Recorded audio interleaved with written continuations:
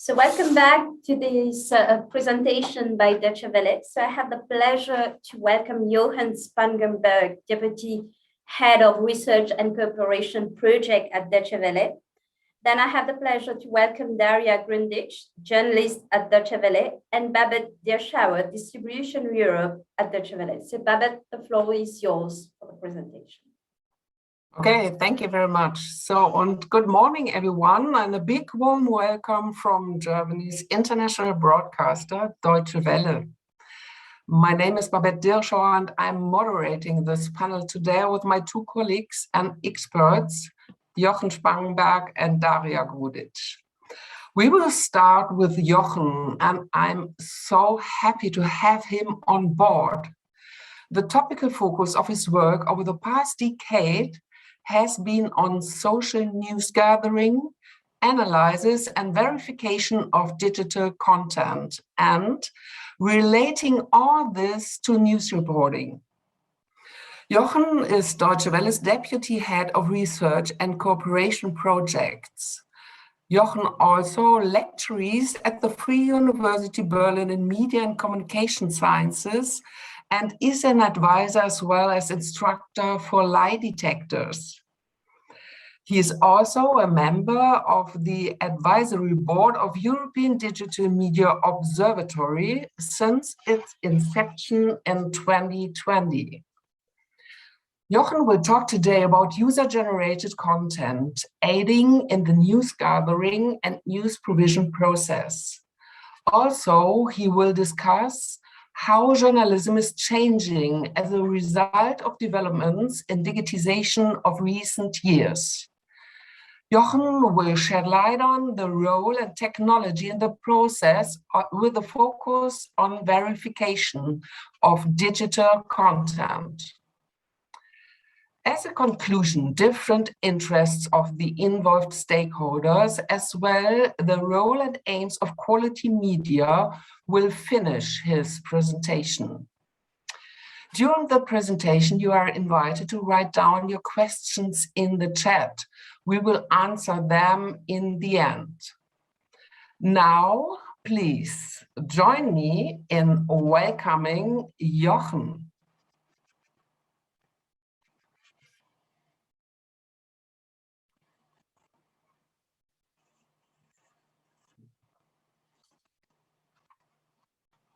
Jochen, you are unmuted. You're muted. Okay, now I got it. Now I got it. Some technical matters. So let me just go for my presentation. Yes. Right. Thank you very much, Babette. Could you just give me a finger whether you can see my presentation and hear me talk? That sounds like it is the case. Great. Thank you very much again. Yes. So good morning from my side. I don't know wherever you are, whether it's good morning, good afternoon, or good evening. Here it is 11 o'clock, so about lunchtime. Thank you very much, Babette, for the kind words, for the introduction, and thank you all for tuning in to listening to the next 45 minutes of our presentation. And as Babette has just said, I will talk a bit about technology, how technology is changing the profession of journalism, and especially I will focus on sort of the topic of disinformation and verification and how that aids and can support journalism, what the challenges are, and what also the shortcomings are. And here I've just got a brief outline of my presentation. This is what I will be talking about in the next 25 minutes or so. So bear with me for the next, close to half an hour. Looking forward to that. So as Babette has said, if there's any questions, please feel free to ask them. Babette will monitor them and pass them on, and we will try and attend to them all. Right, so starting off, if you're in the media business, this is nothing new to anybody. Things have changed and are constantly changing, and this is something we have to live with. I just want to look back very briefly. You may remember this is about 15 or 16 years ago, the bombings in London. That was one of the first incidents sort of that really disrupted news gathering in some way, because the BBC at the time, or British media, were inundated with content coming from the streets, reporting it, and they were completely overwhelmed. So as a result, while it was already a sort of project, they set up what is called, or what was called, the user-generated content and social media hub, that then started to deal with this material to use it for news gathering. There's lots of examples I could come up with. I often use this one because this is one I find a really iconic image, because because of the news value. This was the watering or the emergency landing of the US Airways plane. I think the pilot was called Salzburger, nobody was harmed. And there was a guy on the commuter ferry called Janice Crumbs who took this photo just as the passengers were getting off the plane. So the quality is very poor. You see that it was taken through a window, but the news value was so tremendous that this really made headlines news. And it took about 20 minutes until the first professional photographer arrived on the scene, but then they were already in safety on the ferry. So this is just to illustrate, again, one of numerous examples I could come up with of the news value that there could be. And I've just collected a few more here. Just turn down the sound. The thing is, there is such great value in digital content that is shared on social networks. As you can see here, whether it's natural catastrophes, whether it's terrorist attacks, whether it is any events or so, we have that again and again and again. Of course, there's also a downside, and that is misleading information. It comes in all forms of guises. It is like you see in the image on the left. This is not manipulated, but it's taken out of context. It's pretending to be from the coup in Turkey, but it was from Syria 3 years earlier. Then there's manipulations, often very easy, like this sign that apparently was created or was placed somewhere in the London Tube. It was a tool that easily allowed you to create these sort of messages. Never ever has this been written in real. And then, of course, you have political disputes or image messages that are also disputed. It mustn't be taken lightly. And as we've seen, and again and again and again, I think we also cannot ignore it. We must deal with all this because it carries serious consequences, both for democracies, but for societies as a whole. And the recent cases, you are surely aware, you followed it. Frances Haugen, she's currently almost on a world tour. She spoke in the European Parliament yesterday, again, in pointing out the importance all this has, should we call it information or content that is circulating on social networks. And this is also, of course, where journalism comes in, and I come to that in a moment. Because there are numerous challenges that journalism and media organizations are confronted with these days. And allow me to go a little step back and just to set the bigger scene. Where do we stand?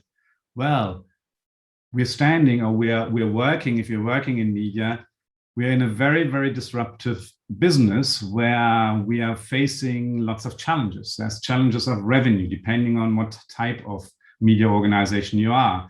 If you're a commercial media organization, you have to generate revenue. So that is a real challenge. Then we're all fighting for relevance. We all want to be relevant, whether you're public service, like Deutsche Welle is, or whether you're a commercial brand. You want to be relevant and offer something for your target audiences. Then your role. What is your role these days, especially when we're looking at younger generations? How can we make sure that we matter to their media consumption? Adaptation, I've hinted at already, we have to adapt all the time because it's such a fast-paced business where if we don't adapt, I think I was going to say we die, but we don't play a role much more. And overall, and this is what I always stress, is we're in the trust business and we have to earn this trust again and again and again. So these are just some of the general challenges. Now, when we look at digitization, what else is there? Well, data and data flows, information. There's so much data out there. There's data in abundance, which is great on the one hand, but on the other hand, it also means that we have to work with them. We have to analyze the data. We have to make sense of it. That also means that we need different job profiles in media organizations, like data harvesters, programmers, what have you. So this is also changing organizations as well as job profiles and what have you. So it's very important to adapt to that. and facilitate for that. This is something I also always stress, because I think sometimes we risk when we're talking about technology that we're focusing too much on the buzzwords, on the tech itself. We mustn't forget, however, that we're in the people business. There's people out there who are our target audiences, and they're no longer just purely recipients. They're also contributors. They are producers. They're co-producers. So it's important to remember that, but also the people on our side who are producing content, they're also human beings, they're also people. We have to also take them into account and their wishes, their needs and desires. It is sometimes hard. So I always say it's like finding the needle in the haystack, generally to find the right solutions, but also when it comes to checking, verifying content. I come to that also in a moment. So the obvious question is how do you do it? What do you do? And this is where technology often comes in. It can support in numerous ways and be really, really helpful. And I've just, on this slide, I've listed a few areas. I mean, you don't need to read it all, but there's so many different areas that can support in what we do as journalists, namely storytelling and story productions, whether it's machine learning, human language technologies, so for automatic translation, speech to text conversions, NLP, neural networks, automation. So these are all areas where we can be supported by technology. But, and there's always a but, or at least in my presentation, so when I'm doing a talk, there's always a but, or often a but. We really have to remember that there's human people out there, and usually they're journalists. This is our newsroom, or part of our newsroom. So we really have to also focus on what do journalists, in our case, what do news journalists, what do they want? What do they need? And basically what a journalist, a news journalist does in his or her work, they want to answer the basic questions like the who, where, why, when, and what. That is just of major importance to their daily work. So anything that can support the journalist in answering these questions, I think will be greeted with open arms. We mustn't lose sight of that. So we also have to take that into account in whatever we do. On the other hand, we have newsroom managers, media managers. So what do they want? Well, they want to be more efficient. They want to produce more for less. They want to increase output. They want to do better output. They want to reach their target audience. And if they're good managers, they also want to make their journalists happy and provide a workspace where they are happy and content to work in. Now, why tech? Why technology in news media? And I think I've hinted at that already. It's there to make journalists more efficient, to produce better content, to free them from laborious tasks, to give them time for storytelling, to do the things that really are fun, to produce better offers, to increase trustworthiness. There's so many reasons why tech can really support in news media. And let me now come to the specific area of verification and fact checking. And this is also an area where technology can really, really, really help a hell of a lot. And again, there's numerous areas where it can support. I've just listed a few examples here. It can support in image analysis, where you run algorithms over an image to detect whether it has been tampered with or manipulated. You can do video analysis. You can do audio analysis, like speaker analysis, frequency analysis. You can analyze geodata, taking, for example, satellite imagery or so, and track that over time. There's so many different areas where it can support.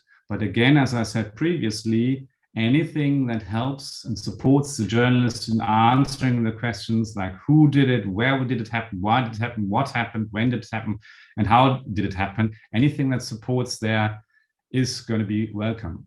Now, what does it mean for those who are working on the ground, who are working as journalists? Well, it means that journalists have to learn new techniques and skills. It doesn't fall from the sky. So without training, without practice, it can't be mastered. It can reduce the workload, which is great, but it also adds, on the other hand, So there's a balance you have to find, but most important, it changes the nature of journalistic work. So the profession of the journalist is no longer the same as it used to be 10 or 20 or 30 years ago. You take all that on board, and that's the beauty of it. It really provides for great stories, because that's also what most journalists are striving for, to tell compelling, interesting, fascinating stories that have an impact. And I just want to give you one example here of what we have done recently. When I say we, I mean Deutsche Welle, not me personally. This is our Deutsche Welle investigations department. And they, some time ago, were sort of leaked or provided with a big data dump. We call it the Chinese cables. So there's a lot of data in Chinese detailing the situation of the Uyghurs, which is a Muslim minority in the state or province of Xinjiang in China. So they were leaked, these documents. So now what to do with it? We are in the fortunate position that we have a Chinese language service, so we have some Chinese speakers, but the data was so much, so extensive, that sifting through that manually would have been almost impossible. So this is where things like translation technology comes in, translating from one language to another. Data analysis, again, where you sort of cluster, or where you can analyze, where you can search according to particular keywords. I mean, imagine things like what we've had recently, Panama Papers, Pandora Papers, whatever they are called, all these different papers that were leaked. Imagine having to sift through them manually. Impossible task. It's not possible without cleverly used technology. So this is what our team did here. They went through it. Then they also did, and it was really also fascinating, they looked at satellite imagery over longer periods of time, because some of it, or quite a lot of it nowadays, is available free of charge. For some you have to pay. And they looked at changes in the imagery, and they could, by doing so, come up with very clear evidence how certain situations changed over time, in this case, these detention camps, and corroborating that or relating that to eyewitness testimony and others. They were then in the end able to come up with an exclusive story about this, what happened there. And this wasn't, it was exclusive. It was good for our brand, for the Deutsche Welle brand. It really caught a lot of interest and eyeballs. So this is what journalists are really striving for, to have exclusive, great stories that possibly have an impact. And this was made possible through the use of technology. This was just one example from the editorial side. I brought along a couple of examples from the technical side, and this is where I'm working. We have been involved in research, as Babette also said, in research for 20 odd years, and for 10 years, we have had a topical focus on verification and data analysis. And these are some projects that focus on this domain, and just two outcomes of that. This is a so-called verification plugin, a browser extension called WeVerify browser extension. So you can download it free of charge, for example, from the Chrome store. And that really supports journalists and fact checkers and human rights activists in the analysis and verification of digital material, be it video, images, text, what have you. It's completely free of charge. It's coming out of one of our research projects. And so far it has about 50, at the last count a few weeks ago, we had about 53,000 users. So this is again where technology can be really supportive in the process of news gathering and information assessment and its verification. Something else that came out of a research project but then was turned into a commercial product is Truly Media. This is a platform for collaborative verification that we are providing together. We, meaning Deutsche Welle, my team, we are providing that together with a Greek software company called ATC, Athens Technology Center. And some of our customers are Amnesty International, ZDF, the German Public Service Television Channel, or Reuters, the news agency. They'll use that to work together to verify digital content, because it allows you to collaborate across organizational boundaries or whatever, and it integrates a number of tools and technologies that support these steps of verification. So this is something else that we are providing as Deutsche Welle, in this case as a public-private partnership. And this is also something that has been launched at Deutsche Welle very recently, about a year and a half ago. We also now have a dedicated unit, which is called the Deutsche Welle fact-checking team. And that has been active, as I said, for about a year and a half. And we work very closely together with them. We, meaning my team, research and cooperation projects, because what is really important is to listen to their needs and desires, to try and integrate that into the solutions that we develop, ideally sort of make it custom made, and really understand the challenges they are confronted with on a day-to-day level. And sometimes when we sort of think of fancy, wonderful solutions, they are not necessarily those that are really needed. So that's why this exchange between those that develop and provide technology and those who want to tell stories, that's why that is so, so important. I'm coming to the end and just wrapping up. Well, as I have probably or hopefully explained or shown you, there are a lot of changes happening in the field of journalism at the moment, or have been happening over the past few years, and this won't stop. I mean, currently one of the buzzwords is AI, artificial intelligence. Everybody talks about AI, but what is AI? What does it mean? I mean, I've shown you a slide with the different domains that are subsumed under the term AI. It is important that you be clear about it, and especially when you want to introduce AI in the newsroom, be clear about what that really means. Do you want to use human language technologies? Do you want to use natural language processing? And for what? What is it going to solve? How is it going to support your work and your journalists' work? That's all important. So don't just use buzzwords, but be more precise. I've also said that there's lots of new skill sets needed in order to prosper. And I think journalists have to take that on board and willing to change as well, which sometimes is a challenge, I know, also from myself. I don't always welcome everything with open arms. If I've just got to learn something in particular and I have to change again, but this is just necessary.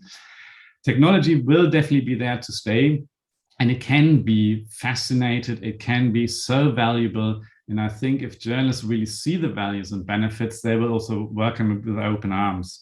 So when you plan to introduce something, it's important to keep all that in mind. Don't lose focus of the humans you're meant to serve, be it the audience or be it your journalists, and also the problems you want to solve. And then I think you can prosper.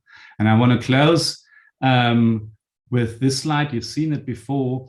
But this is really the core of our business. It's trust. We have to earn trust, we have to regain trust, we have to keep trust, and we have to earn that day in, day out, again and again and again. And everybody makes mistakes. We make mistakes, everybody makes mistakes, but they're not deliberate. And if you do make mistakes, correct them, be transparent about it. But that's what we are trying to do, provide, as Deutsche Welle, provide services that matter, that can be trusted, that have a value, and that are impartial as possible. And that's what we also hope our audience has in us, trust. So we try to do that with our services that we produced on a day-to-day basis.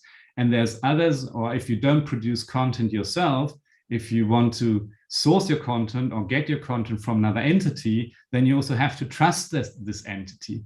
And this is now where I would like to hand over to Daria, who is going to talk about one of these particular services, namely the German news service, which is something that can be trusted. So thank you very much for your attention. I stop sharing my screen now and I hand over to Daria. And if there's any questions, I'm more than happy to answer them. Thank you very much for your time. And I hope it wasn't too fast and too much. Thank you. Thank you, Jochen. I will overtake you, and thank you very much for your exciting and important presentation. Thank you for sharing your insight. We just have one question from Utkan, but maybe it's not, it's more for the distribution. So he asked if DW, Deutsche Welle, have a plan to distribute its documents content through a channel like DW Documentary. So I can answer them just very short. And if you like to have more deeper insights, please email me later so we can talk about these. But if you're going on YouTube, you will find there some possibilities for to see the documentaries of Deutsche Welle. Okay, so once again, thank you, Jochen. And with Jochen's presentation in mind, Deutsche Welle has come up with a project which provides reliable information that Jochen talks. It's a German news service. And I'm excited to introduce my next panelist, Daria Grudić. Daria is one of Deutsche Welle's freelancer journalists who is involved in a project we call German News Service, shortly GNS. German News Service has been supported by Federal Foreign Office for many years and combines the German press agency and the Deutsche Welle as two reliable sources you can use, free of charge. Daria will now guide you through the goals of the German News Service and show you firsthand the benefits of having a subscription to GNS. During presentation, you will find a QR code in the chat that will redirect you to a subscription form of German press agency. After you have subscribed to DPA, you will be able to use all the information fit to your needs. And again, please feel free to ask any question in the chat. And now, Daria, the stage is yours. Thank you, Babette. And thank you, Jochen, for your very interesting presentation. Also from my side, hello, everyone, and thank you for joining us. My name is Daria Grudić, and it's my pleasure to be here today at the Taxis event and share with you our project and our offer.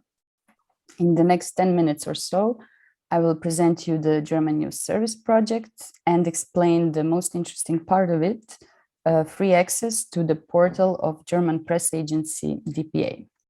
So let's start.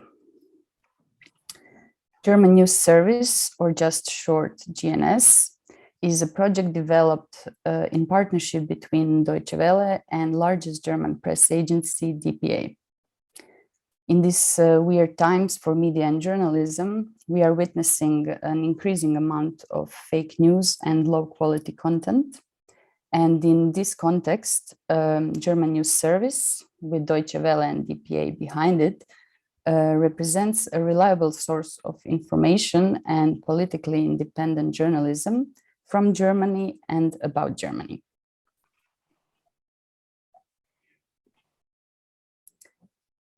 Here you can see the general overview of the German News Service offer. It's made out of two parts from two sources, as Babette already mentioned. One part, you can see it here on the left in blue, is the German News Service website with the content of Deutsche Welle. It contains articles, photos, and videos. The second part of the offer is free access to agency materials provided by the DPA. This opportunity is especially interesting for journalists and media professionals. Let's have a look at the part of the Deutsche Welle for start, and then dive deeper into the DPA offer. On the German News Service website, here you can see the link, you can find the content of Deutsche Welle, specially curated to inform about the latest news from Germany and from German perspective. Content on the German News Service website is available in 9 languages. Here you can see it's already English, but there is also German, Spanish, French, Arabic, Russian, Serbian, Bosnian, and Croatian. Russian, Serbian, Bosnian, and Croatian are our newest languages, and they were added this year in June. You can also subscribe to the newsletter, of course, and receive the selection of the most important news about Germany in your email. So now let's move on to the DPA offer. But first, a little bit of information about the DPA. DPA is the largest German press agency. It was established in 1949 with the headquarters in Hamburg. Almost 700 people work at the DPA at around 100 different locations internationally. So let's take a closer look at what DPA offers. Above all, free and independent reporting. Articles, reports, and photos.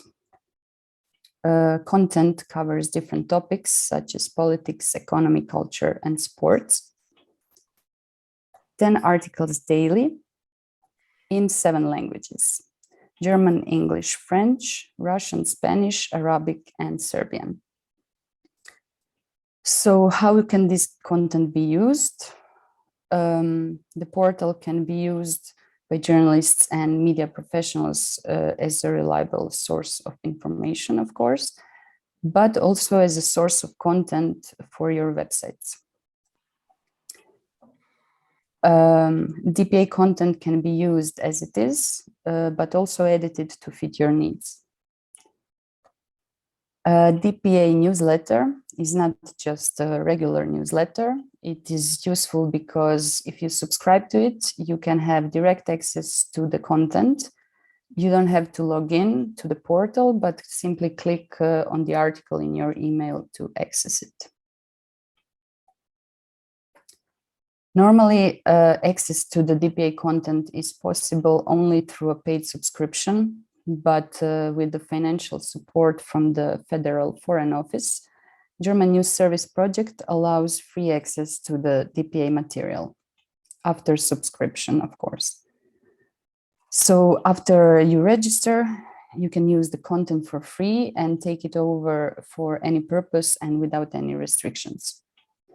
This offer is a great opportunity for journalists, but also anyone else who wants to be informed or inform others about news from Germany and German perspective. Now I will shortly explain the process of free registration. It is very easy and quick with our digital registration form. If you have your phone, you can scan this QR code and it will automatically take you to the form that looks like you can see here on the left.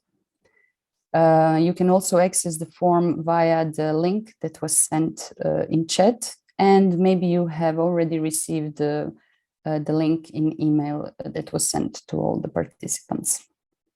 So after submitting the form, your registration is forwarded to the DPA, and then DPA in 2 or 3 working days, they process the registration and send you your login information by email. If you have received your email with the login information, you are ready to access the DPA portal. I will show you how to log in and how the portal looks. So the landing page is in German, as you can see, but you can switch here to English or Spanish.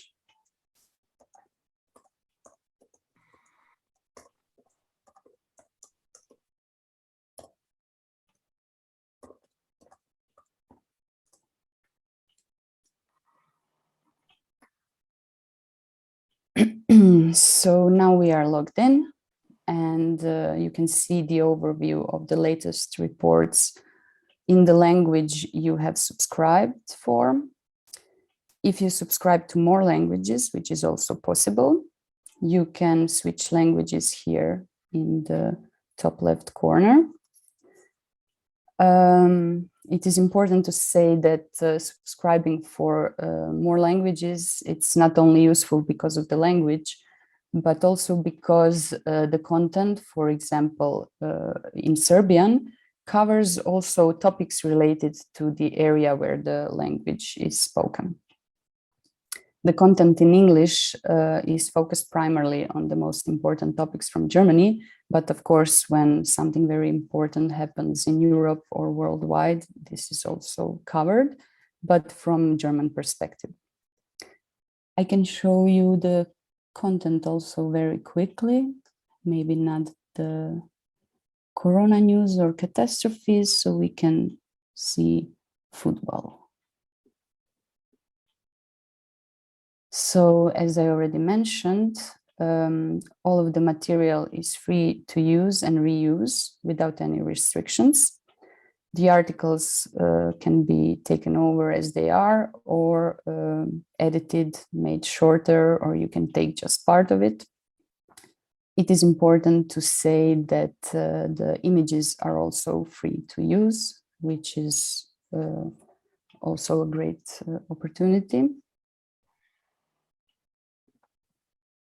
So to sum it up for the end, here you can see once more the two parts of German News Service offer. Firstly, I spoke about the German News Service website with the Deutsche Welle content about Germany and in 9 languages. And here on the right, you can see the offer from DPA. It includes the opportunity to subscribe for free, which allows you the access to their portal and free use of their content. Thank you for your attention. I hope you find it interesting and that you will use our service. I hope you can also spread the word to others who you think could benefit from it. Here once more, there is a QR code if you would like to register and you didn't do it already. Of course, you are always welcome to contact me or Babette via email, whether it's a question, good or bad feedback about the service. And yes, if there are any questions, please feel free to ask. Okay, thank you very much, Daria, for an interesting demonstration of the German News Service project with the main focus on the German press agency platform. And we are at the end of our panel today and hope that we were able to convince most of you to leave a subscription to DPA with all its benefits. As Daria says, for more information on our presentation, please contact Daria or my email, which you can find in the chat. And yes, enjoy the following panels on Nextv series today and tomorrow, and say goodbye from Germany. Thank you. Goodbye. Thank you. Bye-bye.